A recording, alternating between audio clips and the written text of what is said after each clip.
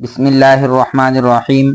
حضرت سعید بن عامر رضی اللہ تعالی عنہ کا امیر المؤمنین کو نصیحت کرنا۔ رسول اللہ صلی اللہ علیہ وسلم کے یہ دونوں خلفاء ان کی سچائی اور تقوی کی وجہ سے ان کی نصیحتوں کو بہت غور و توجہ سے سنتے اور ان کی باتوں پر پورا دھیان دیتے تھے۔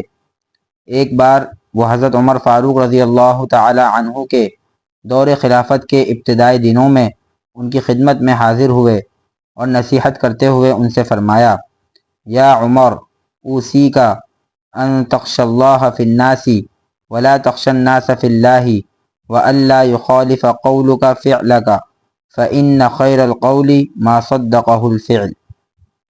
ترجمہ: اے عمر، میں آپ کو نصیحت کرتا ہوں کہ لوگوں کے بارے میں ہمیشہ اللہ تعالیٰ سے ڈرتے رہیے اور اللہ تعالیٰ کے بارے میں لوگوں سے کبھی نہ ڈرنا، اور یہ کہ آپ کی باتیں آپ کے کاموں سے مختلف نہ ہوں۔ بہترین بات وہی ہے جس کی تصدیق عمل سے ہوتی ہو۔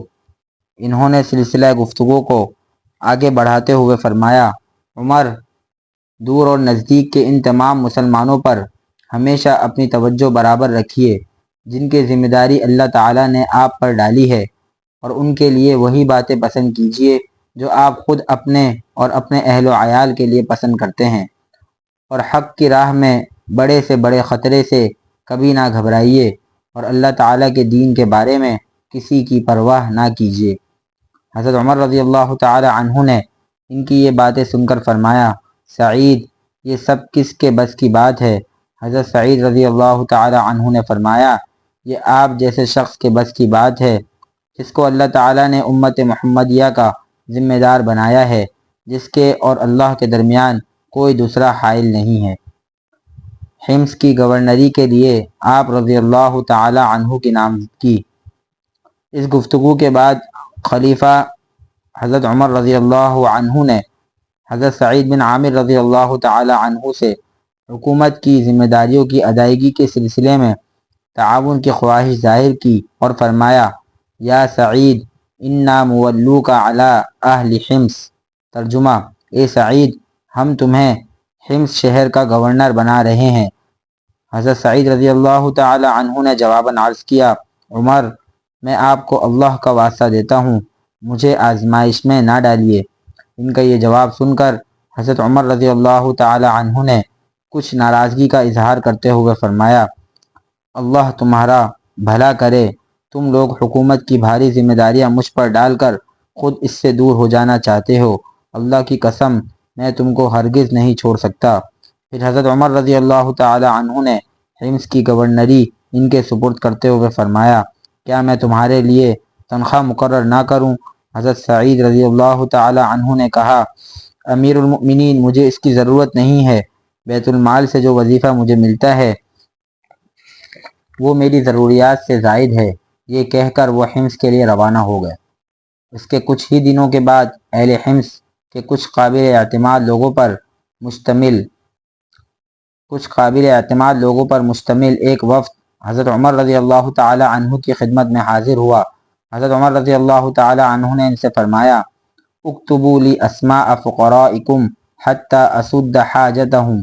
ترجمہ: مجھے اپنے فقراء اور حاجت مندوں کے نام لکھ کر دیں تاکہ میں ان کی ضروریات پوری کرنے کا کوئی بندوبست کر دوں۔ حضرت سعید بن عامر رضی اللہ تعالی عنہ کا نام غریبوں کی فہرست میں۔ وفد نے خلیفہ کے سامنے جو فہرست پیش کی، اس فہرست میں حضرت سعید رضی اللہ تعالی عنہ کا نام تھا، فلاں ابن فلاں اور فلاں ابن فلاں اور سعید بن عامر۔ حضرت عمر رضی اللہ تعالی عنہ نے حیرت سے پوچھا: سعید بن عامر؟ کون سعید بن عامر؟ انہوں نے جواب دیا: ہمارا گورنر۔ حضرت عمر رضی اللہ تعالی عنہ نے مزید حیرت سے پوچھا: تمہارا گورنر؟ کیا تمہارا گورنر فقیر ہے؟ وفد نے مزید وضاحت کی: جی ہاں امیر المؤمنین، اللہ کی قسم کتنے ہی دن ایسے گزر جاتے ہیں کہ ان کے گھر میں آگ نہیں جلتی۔ یہ سن کر حضرت عمر رضی اللہ تعالی عنہ رو پڑے۔ وہ دیر تک روتے رہے حتیٰ کہ ان کی داڑھی آنسوؤں سے تر ہو گئی۔ پھر وہ اٹھے اور 1000 دینار ایک تھیلی میں رکھ کر اس وفد کے لوگوں کے حوالے کرتے ہوئے فرمایا: اقرؤوا علیہ السلام منی وقولوا لہ بعث إليك أمير المؤمنين بهذا المال لتستعين به على قضاء حاجاتك۔ ترجمہ، سعید سے میرا سلام کہنا اور کہنا کہ امیر المؤمنین نے یہ مال آپ کے لیے بھیجا ہے تاکہ آپ اس سے اپنی ضرورتیں پوری کریں۔ وفد کے لوگ دیناروں کی وہ تھیلی لے کر حضرت سعید رضی اللہ تعالی عنہ کی خدمت میں پہنچے اور اسے ان کے سامنے پیش کر دیا۔ انہوں نے اس تھیلی اور اس میں رکھے ہوئے دیناروں کو اپنے سے دور ہٹاتے ہوئے کہا، انا للہ و انا الیہ راجعون، جیسے ان کے اوپر کوئی بڑی مصیبت نازل ہو گئی ہو۔ یہ آواز سن کر ان کی بیوی گھبرائی ہوئی ان کے پاس آئیں اور بولیں، ما شأنک یا سعید امات امیر المؤمنین۔ ترجمہ، سعید کیا بات ہے، کیا امیر المؤمنین کا انتقال ہو گیا؟ حضرت سعید رضی اللہ تعالی عنہ نے کہا، بل اعظم من ذلک۔ ترجمہ، نہیں بلکہ اس سے بھی بڑا حادثہ پیش آیا ہے۔ بیوی نے سوال کیا، اصیب المسلمون فی وقعہ۔ ترجمہ، کیا کسی جنگ میں مسلمانوں کو شکست ہو گئی ہے؟ حضرت سعید رضی اللہ تعالی عنہ نے جواب دیا، بل اعظم من ذلک۔ ترجمہ، نہیں بلکہ اس سے بھی بڑی مصیبت آ پڑی ہے۔ بیوی نے پوچھا، وما اعظم من ذلک۔ ترجمہ، اس سے بڑی مصیبت کیا ہو سکتی ہے؟ حضرت سعید رضی اللہ تعالی عنہ نے پریشانی میں جواب دیا، دخلت علی الدنیا لتفسد آخرتی وحلت الفتنة فی بیتی۔ ترجمہ، دنیا میرے گھر میں داخل ہو گئی ہے تاکہ میری آخرت کو تباہ کر دے اور مال کا فتنہ میرے گھر کے اندر آ چکا ہے۔ بیوی نے ہمدردانہ مشورہ دیا، تخلص منہا وہی لا تدری من امر الدنانیر شیئا۔ ترجمہ، اس سے چھٹکارا حاصل کر لو، ابھی تک وہ دیناروں کے متعلق کچھ نہیں جانتی تھی۔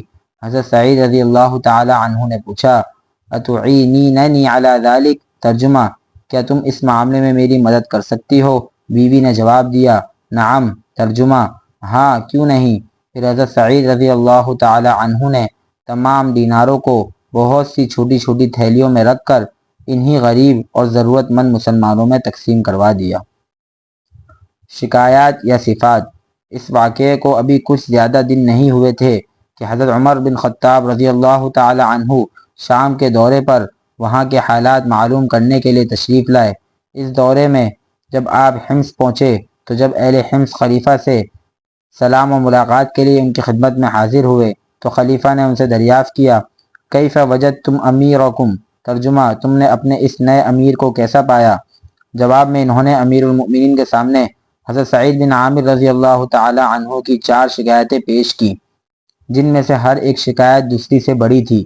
حضرت عمر رضی اللہ تعالی عنہ فرماتے ہیں، میں نے ان کو اور سعید کو ایک جگہ اکٹھا کیا اور اللہ تعالی سے دعا کی کہ سعید کے متعلق میرے اچھے گمان میں کوئی کمی نہ آئے، کیونکہ میں ان کے متعلق بہت اچھا گمان رکھتا تھا۔ جب شکایت کرنے والے اور ان کے امیر سعید بن عامر میرے پاس اکٹھے ہو گئے تو میں نے ان سے دریافت کیا کہ تم کو اپنے امیر سے کیا کیا شکایتیں ہیں؟ شکایت کرنے والوں نے کہا، پہلی شکایت، جب تک خوب دن نہیں چڑھاتا یہ اپنے گھر سے باہر نہیں نکلتے۔ حضرت عمر رضی اللہ تعالی عنہ فرماتے ہیں، میں نے سعید سے دریافت کیا کہ سعید تم اس شکایت کے بارے میں کیا کہتے ہو؟ سعید تھوڑی دیر خاموش رہے، پھر بولے، اللہ کی قسم میں اس بات کو ظاہر نہیں کرنا چاہتا تھا، مگر اب اس کو ظاہر کیے بغیر چارہ نہیں۔ صورتحال یہ ہے کہ میرے گھر میں کوئی خادمہ نہیں ہے، اس لیے میں صبح جلدی اٹھتا ہوں، گھر والوں کے لیے آٹا گوندھ کر ذرا انتظار کرتا ہوں تاکہ اس کا خمیر اٹھ جائے، پھر روٹیاں پکاتا ہوں، اس کے بعد وضو کر کے لوگوں کی ضرورت کے لیے باہر نکلتا ہوں۔ میں نے اہل حمص سے پوچھا کہ تمہاری دوسری شکایت کیا ہے؟ انہوں نے کہا، انہ لا یجیب احدا بلیل۔ ترجمہ، یہ رات کے وقت کسی کو جواب نہیں دیتے۔ میں نے پوچھا، وما تقول فی ذلک یا سعید۔ ترجمہ، سعید اس شکایت کے متعلق تم کیا کہنا چاہتے ہو؟ انہوں نے جواب دیا، انی واللہ کنت اکرہ ان اعلن هذا ایضا فانا قد جعلت النہار لهم واللیل للہ عز وجل۔ ترجمہ، اللہ کی قسم میں اس بات کو بھی ظاہر نہیں کرنا چاہتا، میں نے دن کے اوقات ان لوگوں کے لیے اور رات کے اوقات اپنے رب کے لیے مخصوص کر رکھے ہیں۔ میں نے شکایت کرنے والوں سے کہا، اب تم اپنی تیسری شکایت بیان کرو۔ انہوں نے کہا، یہ مہینے میں ایک بار دن بھر گھر سے باہر نہیں نکلتے۔ میں نے دریافت کیا کہ سعید تم اس شکایت کا کیا جواب دیتے ہو؟ سعید نے کہا امیر المؤمنین میرے پاس کوئی خادم نہیں ہے اور جسم کے ان کپڑوں کے سوا میرے پاس اور کوئی کپڑا نہیں ہے، میں ان کو مہینے میں صرف ایک بار دھوتا ہوں اور ان کے خشک ہونے کا انتظار کرتا ہوں اور سوکھنے کے بعد دن کے آخری حصے میں پہن کر باہر آتا ہوں۔ میں نے شکایت کرنے والوں سے کہا اب تم اپنی آخری شکایت بیان کرو۔ انہوں نے کہا ان کو بار بار بے ہوشی کے شدید دورے پڑتے ہیں اور یہ اپنے آس پاس سے بے خبر ہو جاتے ہیں۔ میں نے کہا سعید تمہارے پاس اس شکایت کا کیا جواب ہے؟ انہوں نے جواب دیا میں خبیب بن عدی رضی اللہ تعالی عنہ کی شہادت کے موقع پر موجود تھا اور اس وقت میں مشرک تھا۔ میں نے قریش کو اپنی آنکھوں سے دیکھا کہ وہ ان کے جسم کا ایک ایک عضو کاٹتے جاتے ہیں اور ساتھ ہی یہ بھی کہتے جاتے کہ کیا تم یہ پسند کرتے ہو کہ آج تمہاری جگہ پر محمد صلی اللہ علیہ وسلم ہوتے اور تم اس تکلیف سے نجات پا جاتے؟ تو وہ جواب دیتے اللہ کی قسم مجھے تو یہ بھی پسند نہیں کہ میں اطمینان و سکون کے ساتھ اپنے اہل و عیال میں سکون سے رہوں اور حضرت محمد صلی اللہ علیہ وسلم کے تلووں میں ایک کانٹا بھی چھپ جائے۔ اللہ کی قسم جب مجھ کو وہ منظر یاد آتا ہے اور ساتھ ہی یہ بھی یاد آتا ہے کہ میں نے اس وقت ان کی مدد کیوں نہ کی تو مجھے اس بات کا شدید خطرہ لاحق ہو جاتا ہے کہ اللہ تعالیٰ میری اس کوتاہی کو ہرگز معاف نہیں کرے گا اور اسی وقت میرے اوپر بے ہوشی طاری ہو جاتی ہے۔ حضرت عمر رضی اللہ عنہ فرماتے ہیں یہ سن کر میں نے کہا الحمدللہ الذی لم یخیب ظنی بی، ترجمہ اللہ کا شکر ہے کہ اس نے سعید کے بارے میں میرے اچھے گمان کو غلط ثابت نہیں کیا۔ حضرت سعید بن عامر رضی اللہ تعالی عنہ کا 1000 دینار کو صدقہ کر دینا۔ حضرت عمر رضی اللہ تعالی عنہ نے ایک مرتبہ ان کے لیے 1000 دینار بھیجے تاکہ ان سے وہ اپنی ضروریات پوری کریں۔ جب ان کی بیوی نے ان دیناروں کو دیکھا تو بولی الحمدللہ الذی اغنانا عن خدمتک اشتری لنا مؤنتا واستأجر لنا خادما، ترجمہ اللہ کا شکر ہے کہ اس نے ہم کو آپ کی خدمات سے بے نیاز کر دیا، اب آپ اس رقم سے ہمارے لیے ایک غلام اور ایک خادمہ خرید دیجئے۔ یہ سن کر حضرت سعید رضی اللہ تعالی عنہ نے فرمایا وَهَلْ لَكِ فِي مَا هُوَ خَيْرٌ مِّن ذَلِكَ، ترجمہ کیا تم کو اس سے بہتر چیز کی خواہش نہیں ہے؟ بیوی نے پوچھا اس سے بہتر کیا چیز ہے؟ حضرت سعید رضی اللہ تعالی عنہ نے بات کو سمجھایا نَدْفَعُهَا إِلَى مَن يَأْتِينَا بِهَا وَنَحْنُ أَحْوَجُ مَا نَكُونُ إِلَيْهَا، ترجمہ یہ رقم ہم اس کے پاس جمع کر دیں جو یہ ہم کو اس وقت واپس کر دے جب ہم اس کے زیادہ ضرورت مند ہو۔ بیوی نے وضاحت چاہی اور پوچھا وما ذاک، ترجمہ اس کی کیا صورت ہوگی؟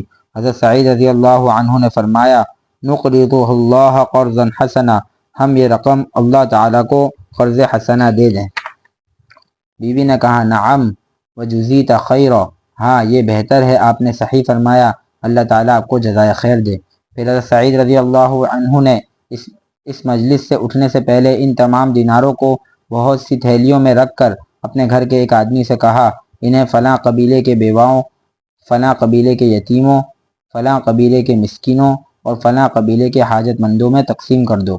رضی اللہ عن سعید بن عامر الجمحی فقد كان من الذين يؤثرون على انفسهم ولو كانت بهم خصاصہ، ترجمہ اللہ تعالی حضرت سعید بن عامر جمحی رضی اللہ تعالی عنہ سے راضی ہو، وہ ان لوگوں میں سے تھے جو خود محتاج اور ضرورت مند ہوتے ہوئے بھی اپنے اوپر دوسروں کو ترجیح دیتے تھے۔